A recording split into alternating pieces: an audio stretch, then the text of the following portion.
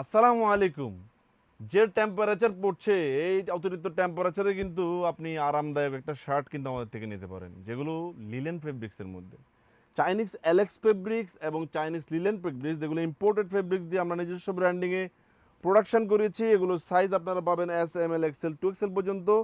এই শার্টগুলো আমাদের নিজস্ব ব্র্যান্ডিং হওয়াতে খুবই যত্ন সহকারে আমরা সুইং করিয়েছি।